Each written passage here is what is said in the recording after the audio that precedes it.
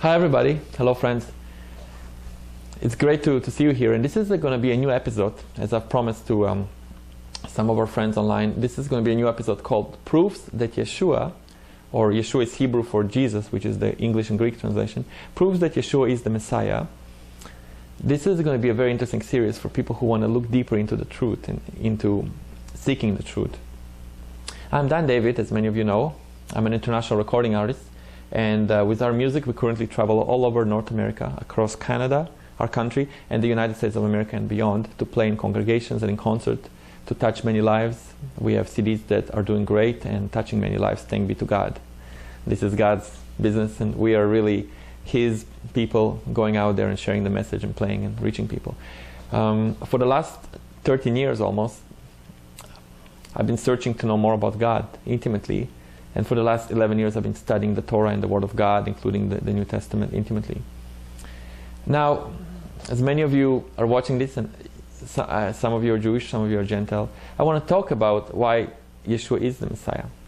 First of all, let me take you back to the time when I was 22. I was a young man who wanted to be a recording artist, superstar. That was my ambition, and that was where I was headed, actually. It wasn't just a dream, it was exactly where I was headed. I was only 22 when, as a professional violinist and recording artist, I had written beautiful songs, and I got a record offer from a large, huge major label. And I just decided to put the record deal on hold because I was too young and nobody in my family knew anything about music business, and I didn't know if it was the right deal for me. So I put it on hold, started playing with other recording artists, and I was, of course, have always been Jewish. Just so you know, to confirm, I grew up in a conservative Jewish family. My grandparents were all Jewish. My one grandfather was from Romania. He fought in the World War II and is still alive today. The other grandfather, Mr. Greenberg, which he's a very famous man actually in Israel, and he was teaching in Bar Ilan University. He taught Jewish history. He never believed in Yeshua, but unfortunately passed away. He passed away in the year 2002. And of course, I'm a Ukrainian Russian Jewish man today who have come to realize that Yeshua is the Messiah. I grew up also in Israel. I lived in Tel Aviv for 10 years and currently live in Canada, and we of course have an office in the US as well, which you can see that on the website, and we travel around the world.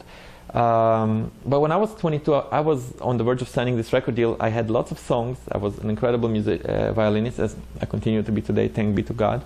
And I was accompanying pop stars in concert halls of 13,000 people in a stage, and it was great to play in these big audiences.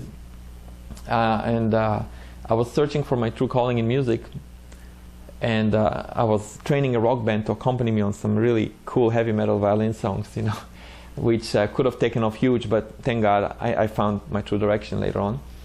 And when I was 22 years old, and I was at the height of that particular following that dream and that direction, and doing all these crazy and creative music projects, and searching also for God and Adonai. I really wanted to know Adonai personally, if there would be such a thing.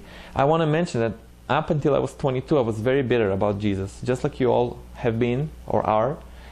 For Jewish people, it's been something that somehow it's been passed from generation to generation that we should be bitter about Jesus, that Yeshua or Jesus is for the Christians only. He is the Yeshua Anotzri, the one that is for the Christians, Jesus of Nazareth, and we should always stay away from it. That's the way I've grown up. And so if you feel bitter about Jesus, I can tell you I felt very bitter myself. In fact, a few people tried to evangelize to me when I was 19, and the way they shared with me was totally not resonating with me, and I even didn't even want to consider that Jesus could be the Messiah.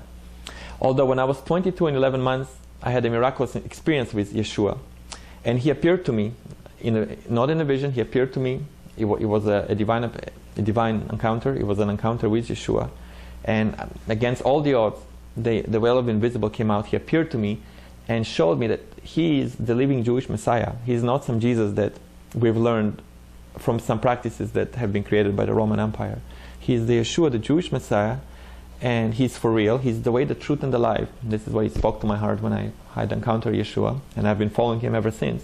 And he is the Jewish Messiah that was prophesied in our Tanakh. You know, so many people in the rabbinic and Orthodox movements, our good friends, many of them are, They study the laws so but they refuse to see that Yeshua was prophesied in the Tanakh. Let's if you're Jewish now and you're getting all defensive, let's look at a few verses from the Tanakh, and we will be brief because this series will continue on, so you can learn more and look into the truth as we all keep studying and learning. In the Tanakh in Jeremiah 31:31 it says, I will make a new covenant with the house of Israel, with the house of Jacob. This is the house of Israel, unlike the one I made with their forefathers. So if you look at Jeremiah 31 in your Tanakh, or in the Bible, Jeremiah 31, you will see that in Jeremiah 31:31, the Lord, the God of Israel, says, I'll make a new covenant with the house of Israel, differently than the one I made with the house of Jacob, with their forefathers, sorry. And so the covenant made with our forefathers was the covenant with Moses. He took, the 10 Commandments came from God. And then the Old Covenant in the Old Testament was written, which we believe in that. And all Christians should believe in it. And but then God promises a new covenant. Now our rabbinic friends say that it cannot be that Yeshua is the Messiah, because if he would be, then it would be announced to everybody. Let's gather millions of Jewish people together and tell them Yeshua is the Messiah. Let's all believe Yeshua. Well, you know what? But it says it will be unlike the Old Covenant, so it cannot be done the same way. Secondly, a lot of rabbinic people want to know the proofs. What's the proof that he's the Messiah? Because they said that 500,000 people on Mount Sinai saw Moses, and that Moses had the Old Covenant, which we believe in the Old Covenant. But the proof is very simple. It says in Jeremiah 29, if you seek me with all your heart, you'll find me, from the least of you to the greatest. I know lots of great people who found Yeshua. They could be rabbis, scholars, or people maybe perhaps like myself and my wife. We search the Torah day and night. We meditate on it. We found Yeshua. That's fine. But it says from the least of us to the greatest. So the very simplest person on earth can find Yeshua by praying to God and saying, I want to know him. Who is the Messiah? Who is it? Show me. Just the fact that hundreds of millions of people already know in their heart Yeshua is the Messiah proves that he's the Messiah. If hundreds of millions of people already believe in him, including the Christians and those who call him Jesus, and those who don't really understand that he's the Jewish Messiah, but if they all believe, he must be the Messiah. And it's something to think about. Also, since Yeshua really is the Jewish Messiah, there has been misunderstandings happening with the Roman Empire, creating a lot of elements that did not really have a place in a true Judaism. Following Yeshua, we need to follow the Jewish feasts. We still need to follow the Old Covenant. We still need to observe Shabbat. But the Roman Empire presented that there's Easter and there's Christmas and all these other things. And so that really caused a lot of distance between us Jewish people and their belief in Jesus. When really, they are really grafted into Israel by believing in our Messiah. Because he came for the Jews and for the nations. Abraham in Genesis says will be the father of many nations. In other words, those who believe in Yeshua will be the children also of Abraham, and they will be able to have his blessings. Yeshua is our Messiah that was prophesied far, far before his time in the Tanakh, that he would come, he would be rejected, despised. Look at Isaiah 53, Ishiyahu 53. He will be rejected, despised. He will die for our sins, so that by believing in him, we have hope. Now, that doesn't mean that we can sin, doesn't mean that we can be doing wrong things and say, Yeshua, save me now. We have to know that Yeshua can only help us by grace to overcome sin and to never do it again. But it doesn't mean that we have a license to sin. And we can talk about it in future segments. Don't think that you can go killing people, or somebody who has killed people in the past, by praying to Yeshua is forgiven completely for. There's laws to being a decent human being. We're not allowed to sin. But if we sin unintentionally, the Lord can forgive us and give us grace. But sin is not something to be taken lightly. And again, it's another point that the rabbinics misunderstand. Sin is not just something like go ahead and do whatever you want and God will, through Yeshua, God will forgive you. Also, to believe in Yeshua in the proper way is to understand that he is the representation of God. He's the high priest, so that we can pray to Adonai through Yeshua. We don't have to change that. And Yeshua is our Messiah. Believing in Yeshua means being Jewish and believing in the Messiah as he came. If I'm to share something with you, for example, my parents, they were opposing me for years for believing in Yeshua. But then they realized that they cannot communicate with God, but I was able to. I was able to see my wishes fulfilled through Yeshua, Messiah, Mashiach. God gave me everything I've asked for and continues to do great things. Praise be to God. This is his kingdom, his choice. But my parents realized that without Yeshua, they cannot have a relationship with God. And eventually, after opposition, for a couple of years, they accepted that he is the Jewish Messiah. And today they're happy to attend the Messianic synagogue. And my aunt became a believer. Many people in my family have become believers. Friends and other people have become believers. And we're reaching people because we want to know the truth, and we want them to know the truth. And it's worth considering Yeshua. While we're going to have many other segments coming up, I just want to give you a couple brief things that, our dear Orthodox friends seem to be confusing with regards to believing in Yeshua. First of all, the Talmud. The Talmud was a book that was written in the time of Yeshua. And it was written primarily to disprove Yeshua and to pretty much harass the fact that he could be the Messiah. Because in the Gospels, in the New Testament, the Brit HaDasha that was promised to us from Jeremiah 31, the Brit HaDasha was promised to us, and in the Brit HaDasha, the accounts of the writers testify of Yeshua and what he said when he was alive. Each account talks about what he said, how he said it, what it meant.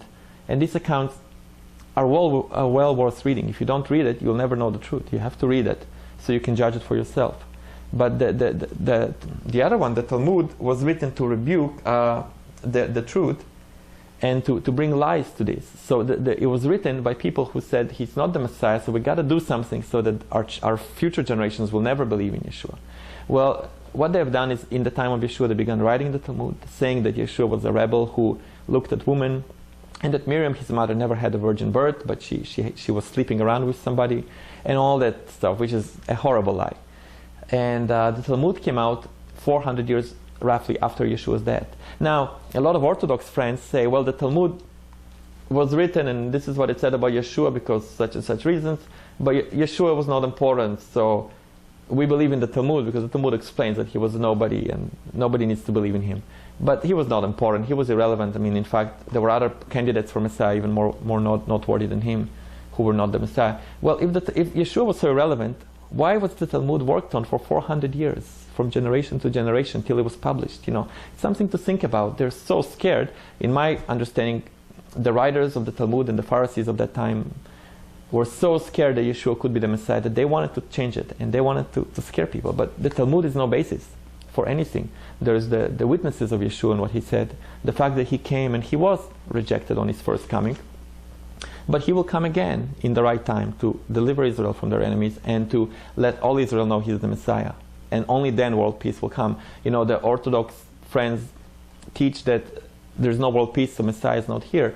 Well, the first coming of the Messiah was Yeshua coming and suffering and dwelling among men, and then raising from the dead, as many have witnessed it. I mean, I have had a personal experience with Yeshua. Other people have had too. Not everybody does, but millions of people have come to believe in him in their hearts because the confirmation came. But the second coming, of course, will be the one where Yeshua brings world peace. Even the Orthodox teach, and I've learned from their seminars, that there is Messiah ben Yosef and Messiah ben David, except that they believe it will be two separate Messiahs, whereas Yeshua is ben Yosef, who came, and he is ben David, who is to come. Not to mention that the lineage of Miriam, Yeshua's mother, has always been from the tribe of David, and so for Joseph, his father. Again, you may be tricked into believing that he was born from a virgin, so how come his father is involved? There's a lot of teachings that are worth looking into to realize he is the Messiah, that he was and is from the tribe of David, and that he is the one to come. But he lives in our hearts if we believe in him. So make an effort to believe in him and to find him, and he will give you the desires of your heart. He'll show you the way. He'll show you how to prosper in your business if you have one, or how to do well in school, or how to find a wife or a husband or whatnot. He will show you the way if you believe in him. There are countless verses in the Old Covenant, in the Tanakh, that prove Yeshua is the Messiah. And it's well worth looking into it and not accepting lies from other sources that don't believe it. But look into the Tanakh, look into the Torah. And I encourage you also to read the Brit HaDasha, the New Covenant, and judge it for yourself. Till next time, something to think about.